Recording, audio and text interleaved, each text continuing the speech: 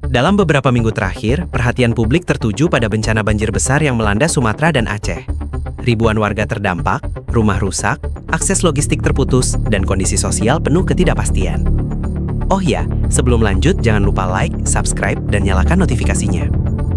Di tengah situasi yang seharusnya menjadi ruang solidaritas dan kerja kemanusiaan, justru muncul fenomena yang memicu kemarahan publik, yaitu pejabat yang memanfaatkan momen krisis sebagai panggung pencitraan. Aksi mengangkat beras sambil dikelilingi kamera, penggunaan rompi taktis yang tidak relevan dengan konteks bantuan, hingga gestur berlebihan yang terekam dengan framing presisi. Semuanya menimbulkan pertanyaan tentang keaslian empati itu sendiri. Reaksi masyarakat tidak lagi sederhana. Ada kekecewaan, kejengahan, bahkan ketidakpercayaan. Karena tindakan yang seharusnya lahir dari kepedulian justru terlihat dirancang sebagai performa. Fenomena ini bukan hanya soal individu yang tampil di kamera. Ini tentang bagaimana kekuasaan, citra, dan kebutuhan mempertahankan legitimasi bisa menyusup ke ruang kemanusiaan. Psikologi sosial memberikan kerangka yang jelas untuk membaca pola ini. Ada strategi narasi, manajemen kesan, manipulasi emosi, hingga dinamika moral palsu yang bekerja di balik layar. Nah, di video kali ini, gue bakal bahas fenomena ini dari berbagai sisi, terutama dari sisi psikologi sosial. Gue tahu keseluruhannya semuanya udah gue jelasin di video kali ini. So, tonton videonya sampai habis. Dalam psikologi sosial, ada yang disebut dramaturgi, teori dari Erving Goffman. Intinya, manusia punya dua ruang, panggung depan dan panggung belakang. Di panggung belakang, seseorang bersikap apa adanya, tanpa tuntutan pencitraan. Tapi ketika mereka berada di ruang publik, apalagi di depan kamera, mereka masuk mode panggung depan. Semua gerak tubuh, cara bicara, ekspresi, pakaian, sampai gestur kecil sekalipun bisa berubah jadi bagian dari skenario. Bukan skenario fiksi, tapi skenario citra. Fenomena pejabat yang turun ke lokasi bencana di Sumatera dan Aceh menunjukkan pola yang jelas dari konsep ini. Tindakan yang ditampilkan bukan sekedar aksi spontan membantu korban banjir, tapi sudah masuk wilayah simbolisme dramatis. Ini bukan soal bantuan itu perlu atau enggak, tapi soal bagaimana bantuan itu dipentaskan. Ketika Zulhas datang dan mengangkat karung beras sendirian, padahal di sekelilingnya banyak staf yang bisa bantu, momen itu bukan lagi sekedar distribusi bantuan. Itu sudah berubah jadi visual statement. Tubuhnya membawa pesan, saya bekerja keras, saya turun langsung, saya terbeban secara personal. Tapi pesan itu terasa dibuat-buat karena timing, angle kamera, dan ekspresi semua terlihat dirancang. Dalam psikologi sosial, ini disebut impression management, usaha mengontrol bagaimana orang lain melihat diri mereka. Hal yang sama muncul ketika Verrell Bramasta tampil dengan rompi taktis, rompi yang tidak seperti rompi tempur, bukan rompi relawan biasa. Di situ muncul pertanyaan, apakah rompi itu sebuah kebutuhan atau hanya bagian dari narasi visual untuk menunjukkan kesigapan, kesiapan, atau keberanian? Di konteks bencana banjir, rompi seperti itu nggak relevan secara fungsi. Tapi secara visual, itu menciptakan simbol bahwa dirinya adalah sosok yang siap turun, meskipun dalam realitasnya tidak ada medan perang atau situasi yang butuh perlengkapan itu.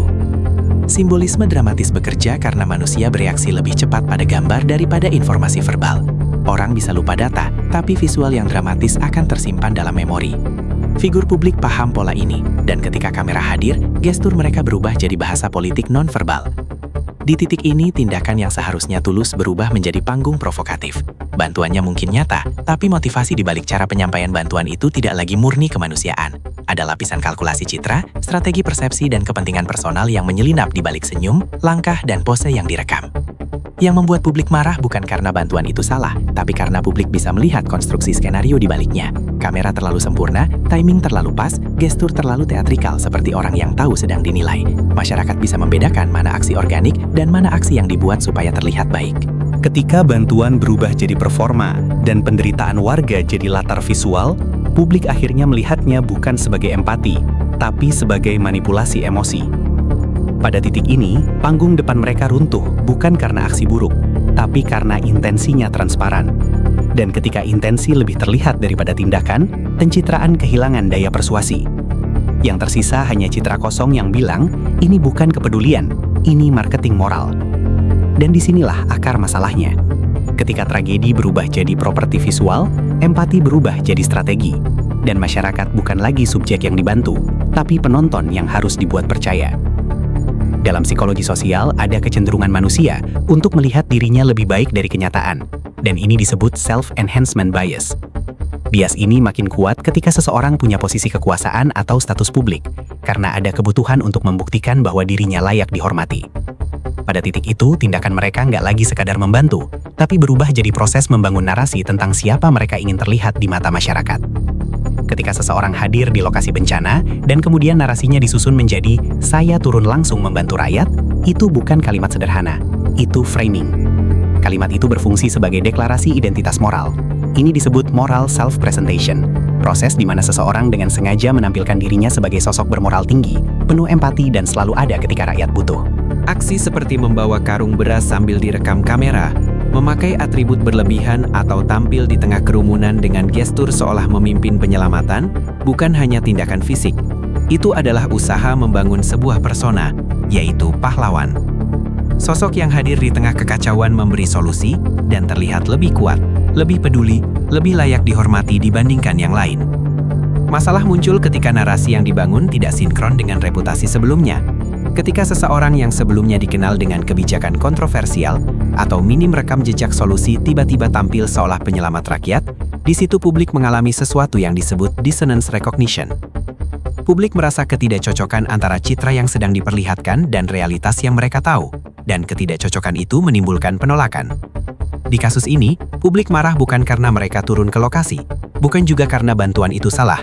Publik marah karena buat banyak orang, narasi yang sedang dibangun terasa tidak tulus.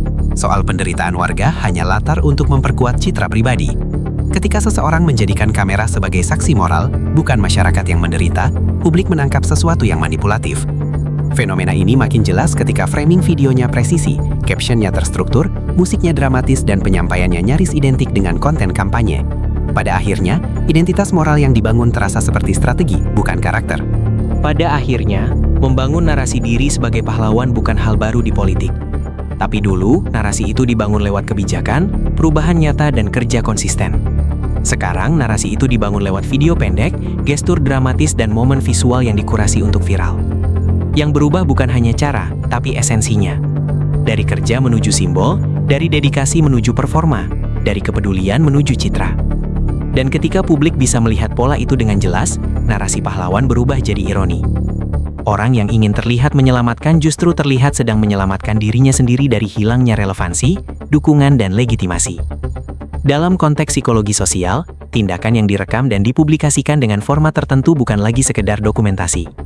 Itu sudah berubah jadi strategi komunikasi yang terstruktur. Ketika seseorang di lokasi bencana dan kameranya tidak hanya ada, tapi mengatur sudut, timing, fokus wajah, ekspresi, hingga momen tertentu, itu menunjukkan bahwa aktor publik tidak hanya hadir untuk membantu, tapi juga untuk dilihat membantu. Di titik ini audience targeting mulai terlihat. Konten yang diproduksi bukan untuk semua orang. Ia diarahkan ke kelompok spesifik yang dianggap bisa memberi dampak paling besar terhadap citra dan persepsi publik. Ada target pemilih, target loyalis, netizen emosional dan masyarakat yang mudah terbentuk opininya hanya lewat visual dramatis tanpa perlu konteks yang lebih dalam. Ketika video sudah dipilah, diedit, diberi caption emosional, dan dibagikan ke platform yang tepat, konten itu berubah fungsi. Bukan lagi bukti, tapi pesan.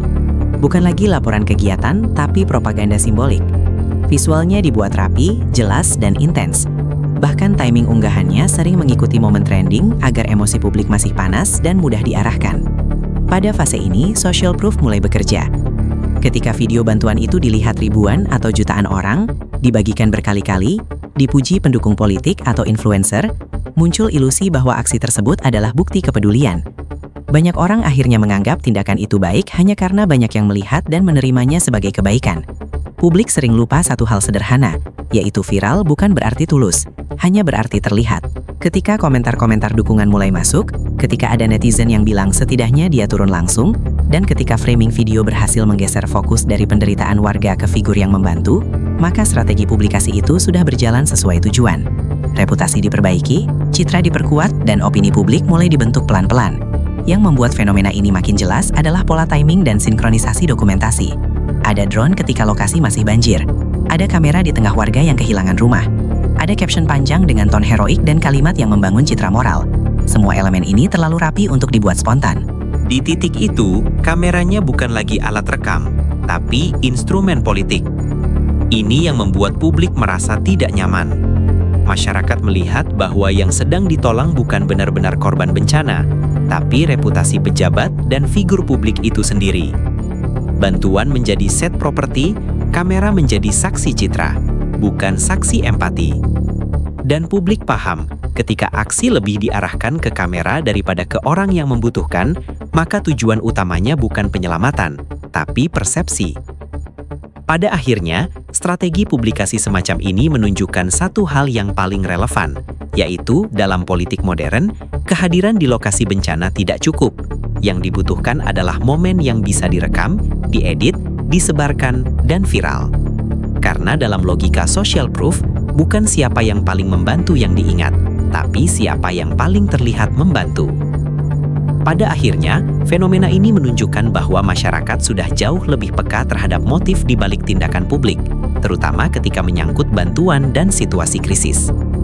Empati tidak lagi bisa diproduksi melalui kamera, framing yang rapi, atau gestur yang dibuat dramatis.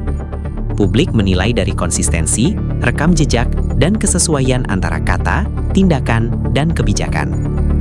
Ketika bencana dijadikan ruang pencitraan, kepercayaan publik justru semakin terkikis. Karena yang dibutuhkan bukan simbol heroik, tetapi kerja nyata, transparansi, dan tanggung jawab struktural. Bukan performa, tetapi kehadiran yang autentik. Dan momentum ini memberi satu pelajaran penting, yaitu citra mungkin bisa viral, tapi integritas selalu diuji dalam diam setelah kamera dimatikan dan ketika tidak ada sorotan yang perlu dipertahankan. Bro, gimana menurut lo tentang fenomena ini? Tulis pendapat lo di kolom komentar. Bro, terima kasih udah nonton video ini. Sampai ketemu di video selanjutnya.